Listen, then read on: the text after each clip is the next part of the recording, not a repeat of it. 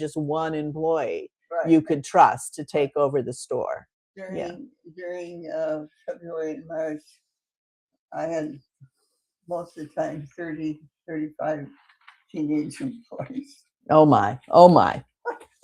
Mom, that you talked about 1991, all of these ice cream stores, like the most famous ones in our neck of the woods here in the Gulf Coast of Florida. You and Dad went on to other things. We don't have long left, but I want to make sure we talk about various other leadership hats you were doing during these times. You were also so busy. How did they, learn from each other, bounce off each other?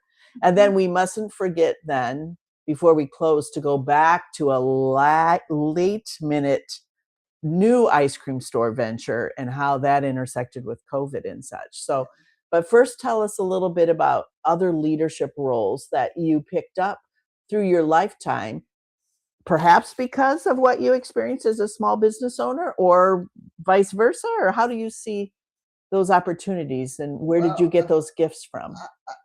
Again, leadership, I learned, was a gift that I had to give guidance and direction. Okay. And that was picked up.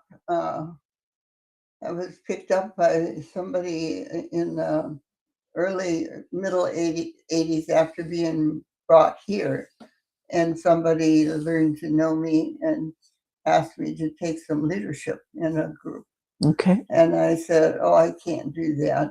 And she said, "Yes, you can. God will do it then, if you say you can do it."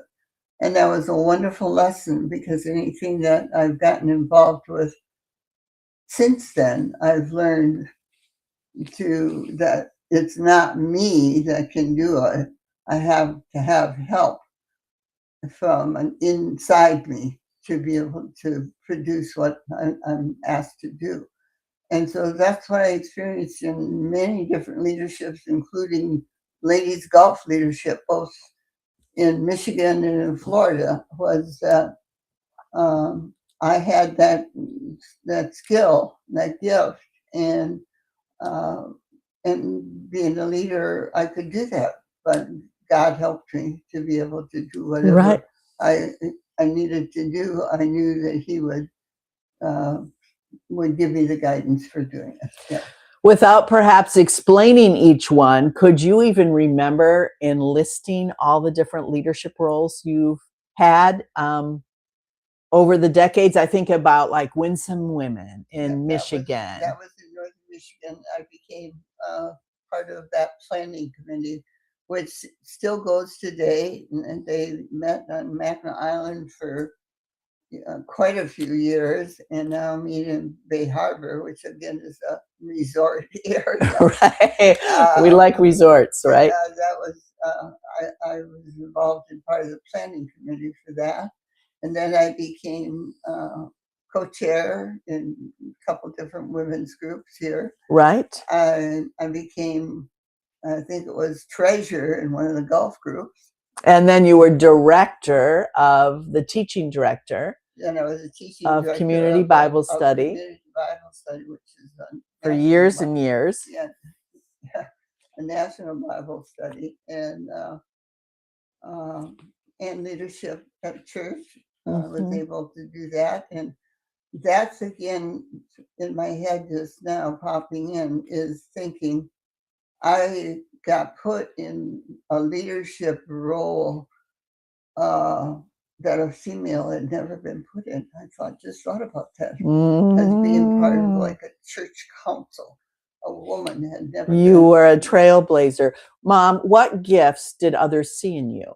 And don't be shy. Well, you have to ask. No, I think I know that I'm an encourager. I still to today will try to encourage younger people in whatever needs they have. I try to give guidance in some things that some people ask for. Like I said, I'm disciplined. My faith is very strong. I have a strong faith, and And you do things excellently. And yet you give yourself some grace. I see your boundaries have always been important to you, that it was probably a wise move to move away from ice cream because it stole too many boundaries for you. But, you know, like the joke's always been when it's time to go to bed, you go to bed and, you know, you'll do this, you won't do that. You know when you need to stop at something. You have good boundaries as a leader, and you also do things because you're organized in an excellent sort of manner. And you see a problem and then you figure out, what do I need to learn? And you're not afraid. I think that's a really important message. You did not have official training, quote unquote, in any of these roles. And yet you provided for your family, you took the risk, and you did the research in order to do your best with Dad as your partner. I think that's awesome. You have many, many gifts.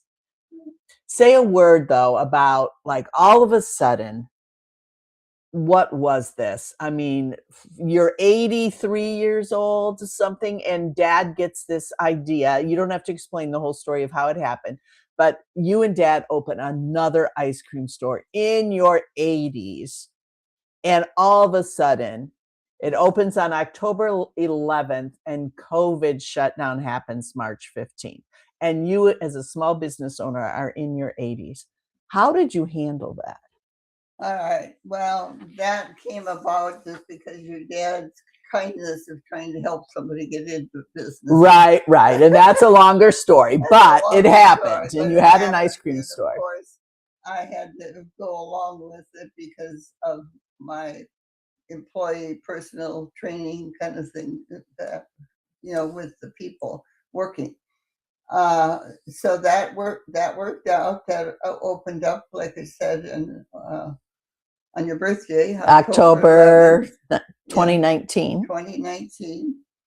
And we had to open because, again, my husband had gone out and made the contacts for purchasing equipment, signing a lease, and then all of this happened, and the person backed out because they couldn't get the money to pay for all that. Mm-hmm. So it was like, we have to open it to get it, to sell it.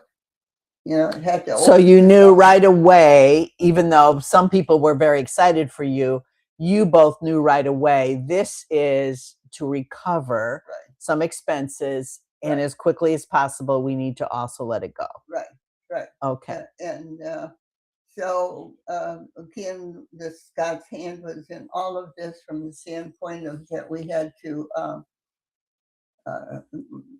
Denny right away started talking to people as they came in, and his reputation had preceded this of the good ice cream that we had previously made. Big Olive ice cream that is now no longer in the making. But anyway, his reputation of this quality ice cream